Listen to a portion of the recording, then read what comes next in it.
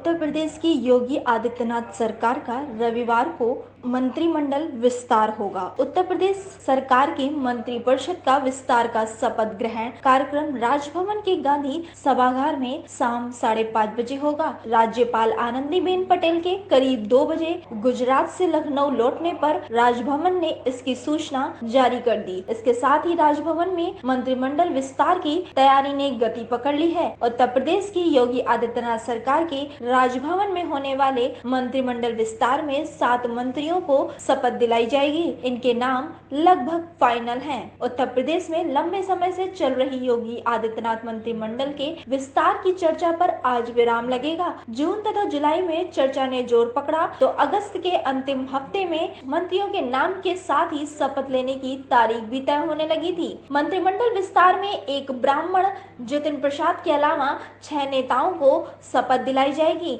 इन 6 में से 80 ओबीसी ही मंत्री बन रहे हैं। योगी आदित्यनाथ मंत्रिमंडल में जितिन प्रसाद को कैबिनेट मंत्री तथा 6 को स्वतंत्र प्रभार तथा राज्य मंत्री पद की शपथ दिलाई जाएगी। जितिन प्रसाद कैबिनेट मंत्री बनेंगे। संजय गौड़ अनुसूचित जनजाति, धर्मवीर प्रजापति, छत्रपाल गंगवार, संगीता बलवंत बिंद, पलटू राम और दिनेश खटीक स्वतंत्र मंत्री या राज्य मंत्री बनेंगे। जितिन प्रसाद योगी आदित्यनाथ मंत्रिमंडल में जिनको शामिल होना है उनमें कैबिनेट मंत्री के रूप में शपथ लेने को तैयार हैं। जितिन प्रसाद उत्तर प्रदेश में अभी किसी भी सदन के सदस्य नहीं हैं। केंद्र की मनमोहन सरकार में राज्य मंत्री रहे जितिन प्रसाद का रोहेलखंड में काफी प्रभाव है। जितिन प्रसाद कांग्रेस में बड़े कद के नेता थे। वह 2 बार सांसद रहे। 2004 में शाहजहांपुर लोकसभा सीट से पहली बार सांसद बने। इसके बाद 2008 में केंद्रीय इस्पात राज्य मंत्री बनाए गए। 2009 में परिसीमन के बाद धौरहरा से लड़े और दूसरी बार सांसद बने। वह सड़क परिवहन, पेट्रोलियम और मानव संसाधन विभाग में राज्य मंत्री रहे। 2014 व 2019 के लोकसभा चुनाव में धौरहरा से चुनाव हारे। इसके साथ 2017 के विधानसभा चुनाव में शाहजहांपुर की तिलहर विधानसभा सीट से चुनाव हारे। इनके पिता जितेंद्र प्रसाद भी 4 बार शाहजहांपुर के सांसद रहे। वह तो राजीव गांधी और पीवी नरसिम्हा राव के राजनीतिक सलाहकार रहे हैं। धर्मवीर प्रजापति आगरा के एमएलसी का नाम भी मंत्रियों की सूची में है। वह उत्तर प्रदेश विधान परिषद के सदस्य के साथ माटी कला बोर्ड के अध्यक्ष भी हैं। वह भाजपा के महत्वपूर्ण दायित्व संभाल चुके हैं। धर्मवीर प्रजापति मूल रूप से हाथरस जिले के बहरदोई के रहने वाले हैं। उन्होंने आरएसएस के स्वयं सेवक के रूप में समाज के लिए सेवा के कार्य आरंभ किए। इसके बाद उन्होंने भाजपा से अपने राजनीतिक जीवन की शुरुआत की। वर्ष 2002 में पहली बार उन्हें प्रदेश का दायित्व मिला। तत्कालीन पिछड़ा वर्ग प्रकोष्ठ में वह प्रदेश के महामंत्री बने। इसके बाद 2 बार प्रदेश संगठन में मंत्री का दायित्व भी संभाला। संजीव सिंह गौड़ उर्फ संजय गौड़ सोनभद्र के ओबरा से भारतीय जनता पार्टी के विधायक हैं। संजय गौड़ अनुसूचित जनजाति से आते हैं। वह अपनी सादगी के लिए चर्चित हैं। गौड़ जाति की सोनभद्र, मिर्जापुर व चंदौली समेत पूर्वांचल के कई जिलों में अच्छी संख्या है। गौड़ जाति को साधने के लिए भाजपा उन्हें मंत्री बना रही है। बरेली के बेहड़ी से लगातार दूसरी बार विधायक बने छत्रपाल गंगवार को बरेली जिले का प्रतिनिधित्व देने के साथ पिछड़ा वर्ग के वोट को सहेजने के लिए मंत्री बनाया जा रहा है। सरकार बनने के बाद कैंट विधायक को वित्त मंत्री और आंवला विधायक धर्मपाल सिंह को सिंचाई मंत्री बनाकर जिले का कद मजबूत किया गया था।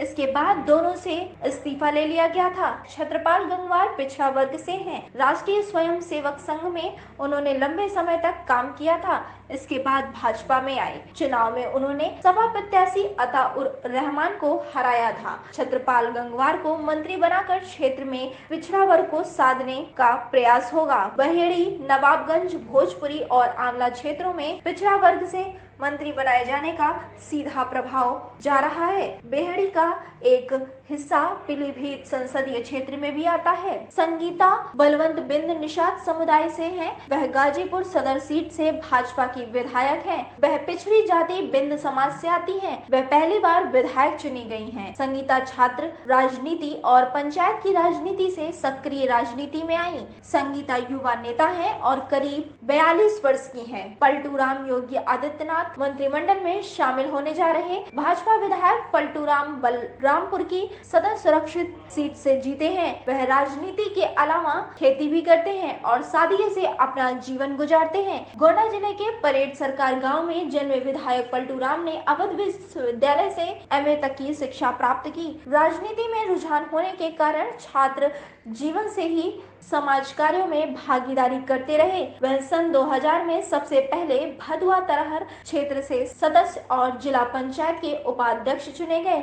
इसके 2007 के विधानसभा चुनाव में बसपा के टिकट पर वह मनकापुर सुरक्षित सीट से लड़े। उन्होंने 2015 में गिरद गोंडा क्षेत्र से जिला पंचायत सदस्य का चुनाव लड़ा। पार्टी के प्रति उनकी निष्ठा व समर्पण को देखते हुए उन्हें 2017 के विधानसभा चुनाव में सदर सीट से लड़ने का टिकट दिया गया, जहां उन्होंने जीत दर्ज की। मेरठ के हस्तिनापुर से भाजपा विधायक दिनेश खटीक को मंत्री बनाया जा रहा है। 44 वर्षीय विधायक दिनेश खटीक मवाना थाना क्षेत्र के कस्बा फलावदा के रहने वाले हैं। इन्होंने 2017 में पहली बार भाजपा की ओर से हस्तिनापुर विधानसभा से चुनाव लड़ा था। पहली ही बार में दिनेश खटीक ने बसपा प्रत्याशी योगेश वर्मा को पराजित कर जीत हासिल की।